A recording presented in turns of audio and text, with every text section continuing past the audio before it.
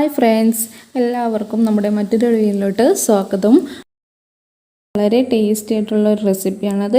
നമുക്കിത് ഈവനിങ് സ്നാക്കായിട്ടും ബ്രേക്ക്ഫാസ്റ്റൊക്കെ ആയിട്ട് ഉപയോഗിക്കാൻ പറ്റുന്ന ഒരു റെസിപ്പിയാണത്.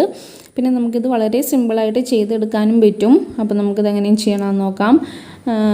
അതിന് വേണ്ടിയിട്ട് ഞാനൊരു 2 നേന്ത്രപ്പഴം എടുത്തിട്ടുണ്ട്. ആ പഴം ഇതുപോലെ ചെറിയ പീസായിട്ടൊന്ന് കട്ട് ചെയ്തെടുക്കാം. ഇനി നമുക്ക് പഴമൊന്ന് നന്നായിട്ടൊന്ന് വഴറ്റിയെടുക്കണം. അപ്പോൾ അതിന് വേണ്ടിയിട്ട് ഒരു പാൻ വെച്ച് കൊടുക്കുക. ആ പാൻ ചൂടായി വരുമ്പോൾ അതിലോട്ട് ഒരു 1.5 ടീസ്പൂൺ വെളിച്ചെണ്ണ ഒഴിച്ച് കൊടുക്കുക. എന്നിട്ട് നമ്മൾ അരിഞ്ഞു വെച്ചേക്കുന്ന പഴം ഇതിലോട്ട് ഇട്ട് കൊടുക്കാം. എന്നിട്ട് നന്നായിട്ടൊന്ന് വഴറ്റിയെടുക്കുക. ഈ ഒരു പരുവം ആവുന്നത് വരെയും പഴം വഴറ്റിയെടുക്കണം. ഇപ്പോൾ വല്ലാണ്ട് പഴുത്ത പഴമൊക്കെ നമ്മൾ കയ്യിലുണ്ടെങ്കിൽ ഇതുപോലെ ചെയ്തെടുത്താൽ നല്ല ടേസ്റ്റി ആയിട്ട് നമുക്ക് കഴിക്കാൻ പറ്റും. പിന്നെ ഇതിലോട്ട് ഞാനൊരു 1/2 ടീസ്പൂൺ പഞ്ചസാര ഇട്ട് കൊടുക്കുന്നുണ്ട്. കുറച്ച് ഉപ്പിട്ട് കൊടുക്കുക. എന്നിട്ടിത് നന്നായിട്ട് മിക്സ് ചെയ്തെടുക്കുക. അപ്പോൾ നല്ല മധുരമുള്ള പഴമൊക്കെ ആണെങ്കിൽ പഞ്ചസാര ഇട്ടില്ലെങ്കിലും കുഴപ്പമില്ല.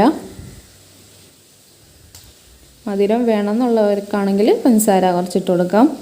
ഇനി ഇതിലോട്ട് ഞാൻ എടുത്ത് വെച്ചേക്കുന്ന 3 മുട്ടയും ഇതിലോട്ട് പൊട്ടിച്ച് ഒഴിച്ചു കൊടുക്കുന്നുണ്ട്. എന്നിട്ടിത് നന്നായിട്ടൊന്ന് മിക്സ് ചെയ്തെടുക്കാം. ഇനി നമ്മൾ ഈ മുട്ടയൊക്കെ നന്നായിട്ട് വെന്ത് വരുന്നത് വരെ നമുക്ക് ഇതുപോലെ മിക്സ് ചെയ്ത് കൊടുക്കാം. അപ്പോൾ നമ്മൾ പഴത്തുമ്മലൊക്കെ മുട്ടയും പഴമൊക്കെ ഒന്നായിട്ട് കിട്ടും. അതുപോലെ വേണം നമുക്ക് ചെയ്തെടുക്കാനായിട്ട്. അപ്പോൾ നമുക്ക് വളരെ സിമ്പിളായിട്ട് ചെയ്തെടുക്കാൻ പറ്റുന്ന ഒരു റെസിപ്പിയാണിത്. നല്ല ടേസ്റ്റിയാണ് കഴിക്കാനായിട്ട്. അപ്പോൾ എല്ലാവരും ഒന്ന് ട്രൈ ചെയ്ത് നോക്കണം. അപ്പോൾ എൻ്റെ ഈ ചാനൽ ഇതുവരെ സബ്സ്ക്രൈബ് ചെയ്യാത്തവരുണ്ടെങ്കിൽ ഒന്ന് സബ്സ്ക്രൈബ് ചെയ്യുക. എൻ്റെ അടുത്തൊരു ബെല്ലൈക്കൺ ഉണ്ടാവും, അതും കൂടെ ഒന്ന് ക്ലിക്ക് ചെയ്തിട്ട് അതിൽ ഓൾ സെലക്ട് ചെയ്യുക.